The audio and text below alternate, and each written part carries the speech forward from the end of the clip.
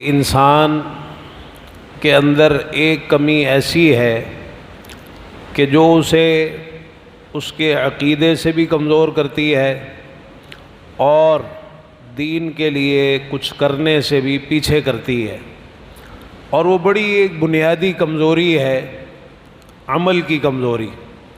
جب انسان عمل میں کمزور ہوتا ہے تو پھر وہ اپنے ایمان کے اندر اور اپنے عقیدے کے اندر بھی پیچھے سے پیچھے چلا جاتا ہے، کمزور سے کمزور تر ہوتا چلا جاتا ہے۔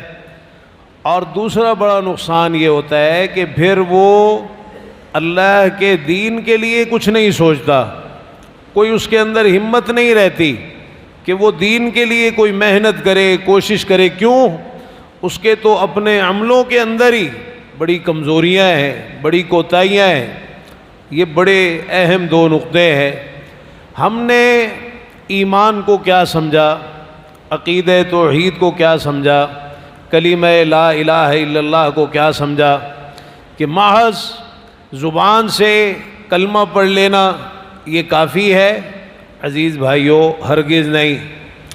اللہ تعالیٰ نے قیامت کے دن ہم سے اس کلمے کے بارے میں جو سوالات کرنے ہیں، قرآن مجید میں اللہ تعالیٰ نے چند مقامات پر اپنی ربوبیت کی قسمیں کھائی ہیں۔ ان میں سے ایک یہ مقام فَوَرَبِّكَ لَنَسْأَلَنَّهُمْ أَجْمَعِينَ عَمَّا كَانُوا يَعْمَلُونَ، آپ کے رب کی قسم ہے، ہم ان سب سے ضرور بالضرور سوال کریں گے اس چیز کے متعلق جو یہ عمل کیا کرتے تھے، عمل کے بارے میں پوچھیں گے۔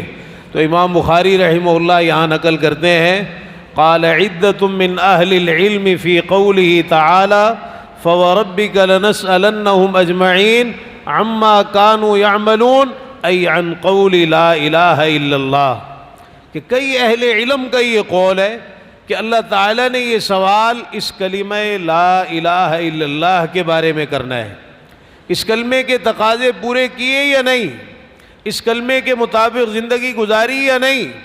اللہ کو معبود برحق مانا ہے نا، تو اس معبود برحق ماننے کا مطلب یہ ہے کہ پھر اس کی عبادت بھی کی جائے، اس کی بندگی بھی کی جائے، اس کے حکموں کے مطابق زندگی بھی گزاری جائے۔ بڑے آرام سے آج لوگ سمجھتے ہیں، کہہ دیتے ہیں کہ جی زبان سے کلمہ انسان پڑھ لے بس یہ اس کے لیے کافی ہے۔ امام بخاری رحمہ اللہ نے وہب بن منبہ رحمہ اللہ کا ایک قول نقل کیا ہے سمجھانے کے لیے، بڑا ایک خوبصورت انداز انہوں نے اختیار کیا۔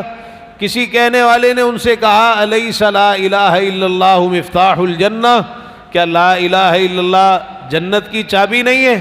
تو انہوں نے کہا بلا، کیوں نہیں؟ ولیکن لیس مفتاح الا وله اسنان فإن جئت بمفتاح له اسنان فتح لك وإلا لم يفتح لك۔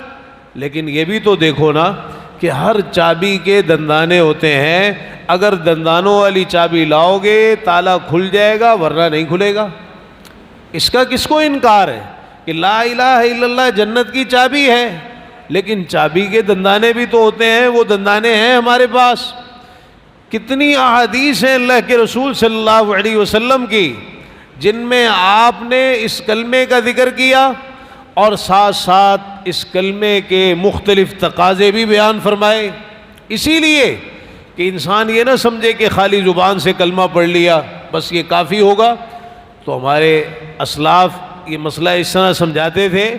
امام زہری رحمہ اللہ فرماتے ہیں کہ یہ زبان سے کلمہ پڑھ لینا کافی تھا اس وقت جب تک فرائض اور دیگر جو اللہ تعالیٰ نے احکام نازل فرمائے ان کا نزول نہیں ہوا تھا، لیکن جب فرائض آ گئے، دیگر چیزیں آ گئیں، اب ان سب پر عمل کرنا یہ ضروری ہے۔